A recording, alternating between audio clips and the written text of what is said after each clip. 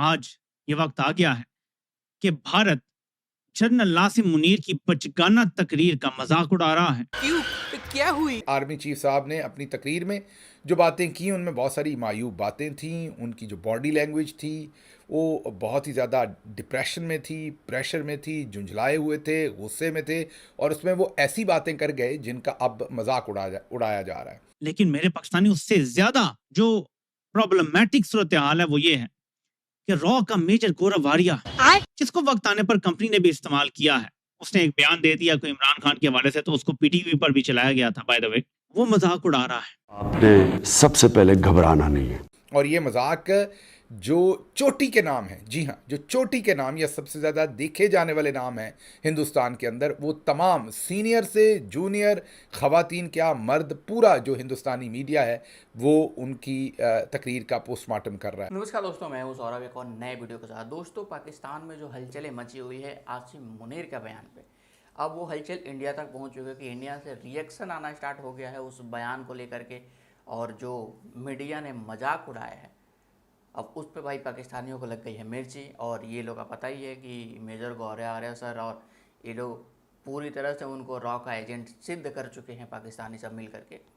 तो उनके बातों को बहुत ज़्यादा ही गौर किया जाता है, बहुत ज़्यादा ही सीरियस ले लेते हैं, और पता ही है उनका बात करने का तरीका। तो बस, और लेना भी चाहिए, क्योंकि भाई वो कोई छोटे मोटे इंसान नहीं है कि ऐसे ही मुँह उठा के बात कर देते। हाँ, तो उनका बात को सीरियस में पाकिस्तान को लेना भी चाहिए। तो यही कहानी चल रहा है। तो चलिए देर ना करते सबसे पहले इस वीडियो को देखते हैं, और अगर वीडियो अच्छा लगे तो वीडियो को लाइक जरूर से कर दीजिएगा। चैनल पर नया तो चैनल को सब्सक्राइब कर लीजिएगा, बेल आइकन प्रेस करना ना भूलें, ताकि हर आने वाली लेटेस्ट वीडियो का नोटिफिकेशन आपको मिल सके। और अपनी राय कमेंट इसमें जरूर से दें। तो चलिए सबसे पहले इस वीडियो को स्टार्ट करते हैं, फिर मिलते हैं वीडियो के एंड में। हमारे प्यारे आर्मी चीफ, मेरी जिंद मेरी जान, जनरल आसिम मुनीर, उनके लिए जो तकरीर एक उनकी पब्लिश की गई, वो किया तो उनके साथ जुल्म ही किया। मुझे नहीं पता कि आईएसपीआर के इदारे में किसने ये उनके साथ जुल्म किया, और पता होते भी कि उन पर बहुत तनकीद होगी, और ये भी पता होते हुए कि उनकी तकरीर में बॉडी लैंग्वेज और कंटेंट आज के मामलात के साथ दुरुस्त नहीं था। फॉर एग्ज़ाम्पल, दुनिया में हर वक्त बहुत सारी ऐसी चीज़ें होती हैं जो वक्त के लिहाज से दुरुस्त नहीं होती। अब आप कहेंगे, या जो मेरी जिंद मेरी जान जनरल आसिम मुनीर साहब के जो सपोर्टर्स हैं या जो टाउट्स हैं इस टाइम, वो ये कहेंगे कि ये तो अच्छी बात है, देखिए हमारे आर्मी चीफ ने कोई अच्छी बात ही की होगी कि हिंदुस्तान का मीडिया उन पर तनकीद कर रहा है। नहीं, ज़रूरी नहीं है। हर दफ़ा आप you don't ask for it. एक तो हिंदू इस मुल्क में भी रहते हैं, सिर्फ वहीं नहीं रहते, आपके अपने मुल्क में भी हिंदू रहते हैं, तो आपको बहुत सारी चीज़ें जो हैं उन्हें क्रूड तरीके से नहीं करनी। वो बातें आपको बड़ी एहतियात के साथ बहुत सारी बातें करनी हैं। जिस तरीके से आपने दो कौमी नज़रिया एक्सप्लेन किया, वो हाथ आप ऐसे से कर रहे थे, मुझे लग रहा था जैसे दो कौमी नज़रिया जो है उसको प्लस्तर कर रहे हैं आप हाथ से। तो बहरहाल वो मुनासिब बातें नहीं थी, और उसके ऊपर बहुत ज़्यादा मजाक उड़ा है आर्मी चीफ का। और फिर उसके साथ साथ जो उन्होंने हिंदुस्तान के बारे में, उनकी फ़ौज के बारे में, उनके ऑब्जेक्टिव्स और अपने ऑब्जेक्टिव्स के बारे में, उस पर हिंदुस्तान ने कहा है कि हम टेक्नोलॉजी एक्सपोर्ट करते हैं, हम सॉफ्टवेयर्स एक्सपोर्ट करते हैं, आप टेररिस्ट एक्सपोर्ट करते हैं। ज़ाहिर है उसमें बहुत सारी चीज़ें उन्होंने मायूब भी कहीं, गलत भी कहीं। मैं हिंदुस्तानी मीडिया की बात कर रहा हूँ, मीडिया ने बहुत सारे गलत इल्ज़ामात भी पाकिस्तान पर लगाए। लेकिन आर्मी चीफ को ऐसी तकरीर करने की और इस तरह की बातें करने की क्या ज़रूरत थी, जब हम अमली तौर पर वहाँ पर कश्मीर पॉलिसी पर भी सरेंडर कर चुके हैं। हिंदुस्तान 30 से ज़्यादा लोगों को पाकिस्तान में आके कत्ल कर चुका है, उस पर भी सरेंडर कर चुके हैं। सिर्फ़ और सिर्फ हमने एक जज्बाती तकरीर की, और हमें लगा कि जज्बाती तकरीर करने से बंदा बहुत पॉपुलर हो जाता है, और लगा कि बड़े खड़कदार तरीके से तकरीर करें तो बंदे के पीछे लोग खड़े हो जाते हैं और तालियां बजा देते हैं। ये आपको किसी ने गलत कहा है कि रॉ का मेजर गौरव वारिया, जिसको वक्त आने पर कंपनी ने भी इस्तेमाल किया है, उसने एक बयान दे दिया कोई इमरान खान के हवाले से, तो उसको पीटीवी पर भी चलाया गया था। बाय द वे, वो मजाक उड़ा रहा है, कह रहा है कि तुम तो बड़े झंडे उठा के घोड़ों खोतों पे बैठ के जा रहे थे इसराइल के खिलाफ लड़ने, तो ये जो अमेरिकन जूइश काउंसिल ने किया है, तुम्हारा शुक्रिया अदा किया है। तुमने उनको ये भी चिपका दिया कि हम दहशतगर्दी के खिलाफ बड़ा महाज पे डटे हुए हैं और खड़े हुए हैं, और अमेरिका से तुम पैसे लेने में कामयाब हो गए, क्योंकि तुमने वहां के सेहूनियों को अपने साथ मिला लिया है। गौरव आर्या कहता है कि मैं आपको लिख कर देता हूं कि इन्होंने पैसे पकड़ लिए हैं अमेरिका से और बाकी दूसरों से, और ये ईरान की पीठ में अभी खंजर घूम देंगे। इसका भी जवाब देने वाला कोई नहीं है, बल्कि कौम अब इन बातों पर यकीन कर रही है। मैं ये बात क्यों बता रहा हूं?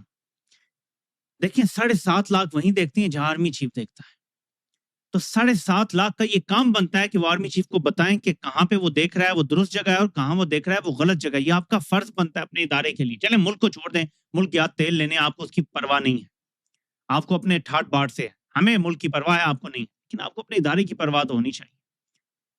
इतना बुरा वक्त आ गया है कि भारतीय प्रोपेगेंडा नंबर 1, उसका जवाब देने वाला कोई नहीं है, और भारत जो अब इल्जाम लगा रहा है, कौम उसको एक्सेप्ट कर रही है कि हाँ ये मुमकिन है कि हमारी फौज ये धोखा दे दे हमें। देखिए, मैं आपको 3 साल से बता रहा हूँ, 2.5-3 साल से, कि ये जो सारा रजीम चेंज ऑपरेशन है, इसके सेंट्रल प्लैंक हैं 2-3। एक ये है कि जो नया रजीम होगा पाकिस्तान में, जो 10 अप्रैल 2022 को मारज़ वजूद में आया, वो हिंदुस्तान की तरफ बहुत फ्रेंडली होगा, हिंदुस्तान के साथ कोई फड्डा नहीं करेगा, हिंदुस्तान के साथ उसके अच्छे ताल्लुकात होंगे, आहिस्ता आहिस्ता ताल्लुकात को इंटीग्रेट किया जाएगा। अब ज़ाहिर है हिंदुस्तान से पीछे हटने के लिए उसको एक दुश्मन चाहिए। 9/11 के बाद एक बड़ी खूबसूरत डॉक्यूमेंट्री बनाई थी BBC ने, the power of the nightmares, जिसमें मेरा कर्टस, एडम कर्टस मेरा ख्याल है उसके चीफ एग्जीक्यूटिव प्रोड्यूसर थे। उन्होंने उसमें एक्सप्लेन किया था बहुत रिसर्च से कि कैसे मुल्कों को और नेशंस को एक एनिमी चाहिए होता है अपने अंदर के सिस्टम को ज़िंदा रखने के लिए, सेंस ऑफ ओरिएंटेशन के लिए। तो अगर हिंदुस्तान आपका दुश्मन नहीं है तो फिर आपको एक और दुश्मन चाहिए।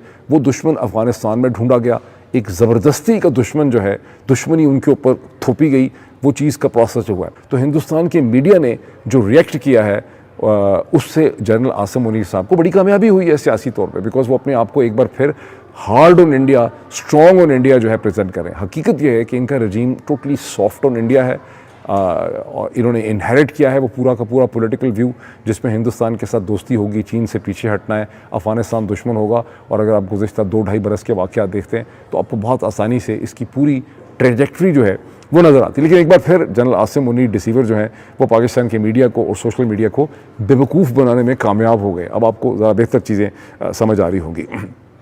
इसी स्मोक स्क्रीन को कंटिन्यू करने के लिए जनाब डार साहब को, जो पाकिस्तान के डिप्टी प्राइम मिनिस्टर भी हैं, फॉरेन मिनिस्टर हैं, उनको काबुल भेजा गया।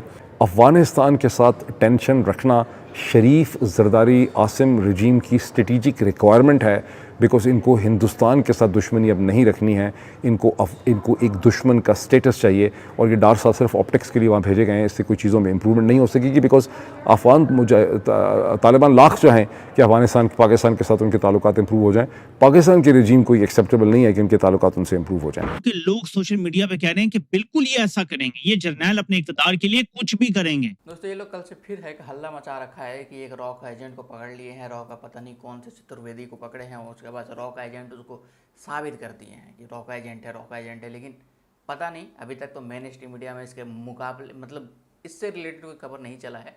लेकिन इनके जितने भी छोटे मोटे यूट्यूबर हैं जिनका कोई वैल्यू नहीं है, वही इस खबर को लेकर के अभी दौड़ पड़े हैं। और इसके बाद फिर ये लोग एक बयानियाँ बनाएंगे ना, भाई आसिम ने इतना जो तगड़ा तकरीर किया है तो उसके ऊपर कुछ तो होना चाहिए ना आगे बढ़ने के लिए। तो बस इन लोगों को एक रॉक एजेंट भी मिल गया। अब इसके बहुत हल्ला मचाएंगे। फिर एक तो पता ही है कि पकड़ के रखे हुए तो हल्ला मचा रहे हैं, अभी तक कुछ हुआ नहीं, और इनको भी लेकर के हल्ला मचाएंगे, इसको भी लेकर कुछ होना है नहीं। बस ऐसे ही बस पाकिस्तान का चलेगा। एक तो ऑलरेडी कुछ ना कुछ तो भाई पब्लिक को बेचने के लिए कोई ना कोई बयानिया तो होना ही चाहिए, वरना भाई पब्लिक भी पाकिस्तान की वैसे ही है, क्योंकि भाई पाकिस्तानी फौज के हर बयानियों को मान भी जाती है। आई होप आपको वीडियो अच्छा लगा होगा। वीडियो अच्छा लगा तो वीडियो को लाइक जरूर से कर दीजिएगा, चैनल पर नए तो चैनल को सब्सक्राइब कर लीजिएगा, बेल आइकन पर चैनल ना बोले, ताकि हर आने वाली लेटेस्ट वीडियो का नोटिफिकेशन आपको मिल सके। और अपनी राय कमेंट में जरूर से दें। इसलिए मिलते हैं किसी अगले नेक्स्ट में टॉपिक पे, तब तक के लिए जय हिंद, जय भारत।